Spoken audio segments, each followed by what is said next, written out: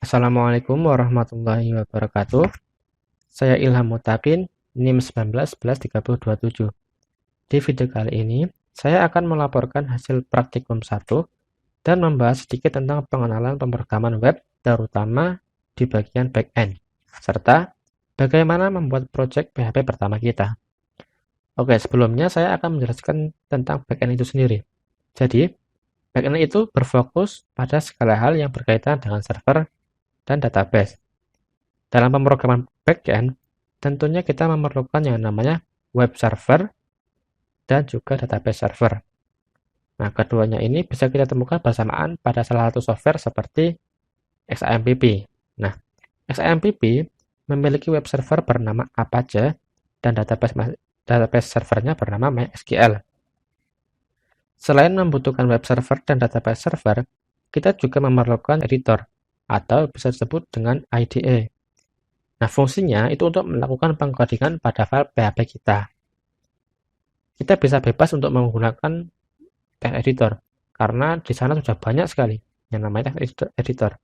Salah satunya seperti VS Code, Sublime, Notepad, atau Notepad++, dan lainnya. Nah, kemudian dari software tersebut, nanti kita bisa mengembangkan sebuah project file PHP kita.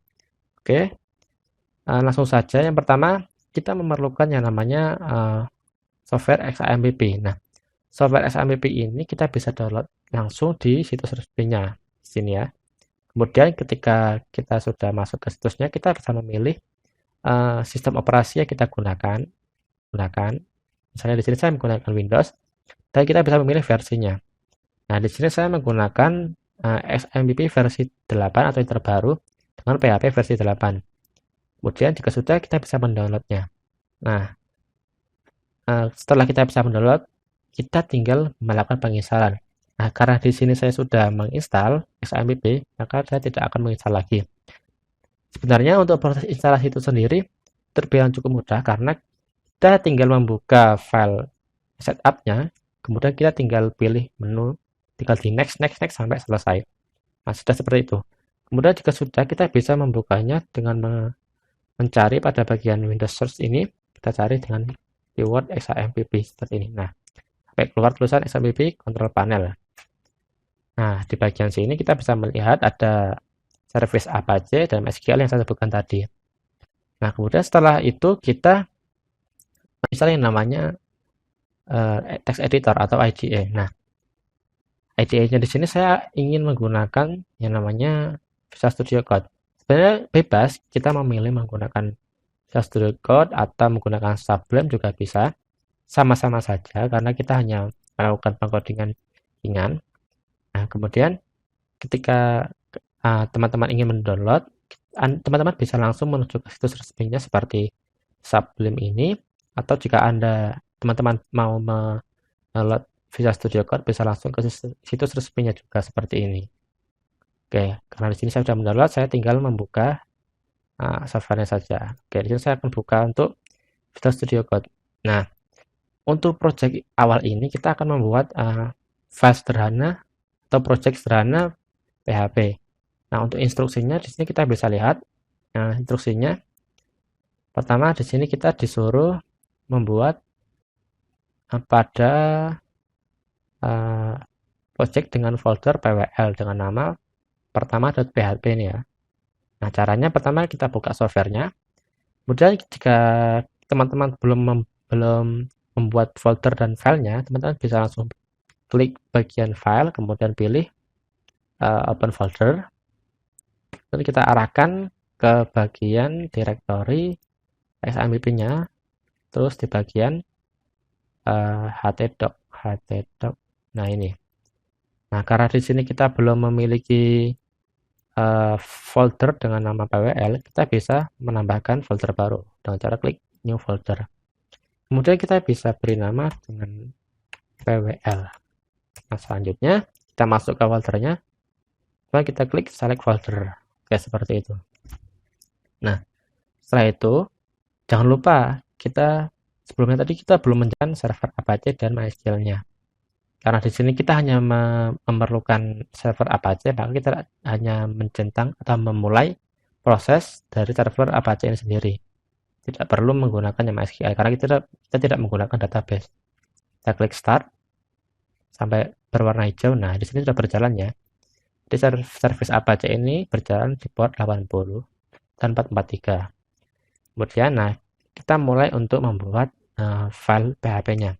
Caranya, teman-teman bisa klik di sini, new file, kemudian kita beri nama pertama.php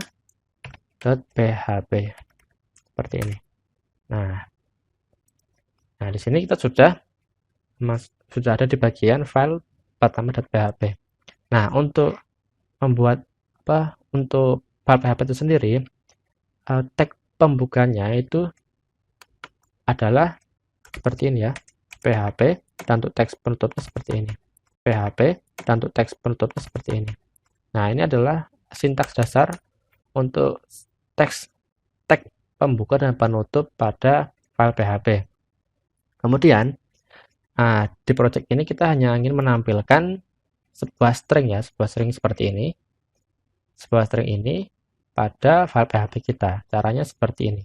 Kita menggunakan echo, terus spasi. Nah, ini jalannya bisa kita kasih karakter-karakter ini. Nah, jadi fungsi echo itu sendiri adalah untuk menampilkan karakter yang terdapat di dalam tanda kutip seperti ini. Nah, di sini coba kita masukkan ya. H2 dan percobaan pertama seperti ini. Dan jangan lupa setiap statement echo kita beri titik koma. Oke. Dan kita tambah lagi. Ini adalah kalimat pertama di localhost saya. Kalimat pertama di localhost saya seperti ini. Dan di sini ada tanda ini ya, tanda tag BR. Nah, ingat ini materi HTML ya. Untuk H2 ini untuk membuat header dengan ukuran H2. Kemudian untuk BR ini berfungsi untuk melakukan breakline atau kita bisa sebutnya tersebut dengan enter ke bawah seperti itu istilahnya.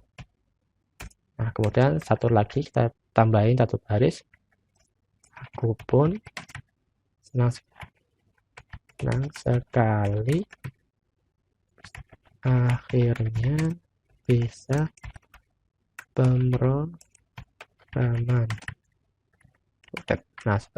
Nah, ini kita buat project PHP-nya seperti ini saja. Jadi filenya sangat sederhana sekali. Kita hanya menampilkan sebuah string atau bukan sebuah string, beberapa string dengan beberapa tipe. Misalnya di sini kita menggunakan tag H2 ini untuk membuat header, dan yang sebagainya ini kita bisa anggap sebagai paragraf gitu saja. Kemudian jika sudah selesai kita tinggal klik save. Oke, nah kemudian bagaimana cara kita melihat hasilnya atau kita membuka file PHP ini? Nah, caranya pertama teman-teman buka dulu browser teman-teman. Kemudian kita ketikkan di bagian search bar localhost spasi nama foldernya tadi. Kita kan tadi kan di folder ini ya, foldernya adalah htdoc di bagian sini ya. Bentar saya buka. Jadi tadi foldernya kita taruh di halaman ini ya, di bagian direktori htdoc pwl. Nah, jadi konsepnya seperti ini. Ketika kita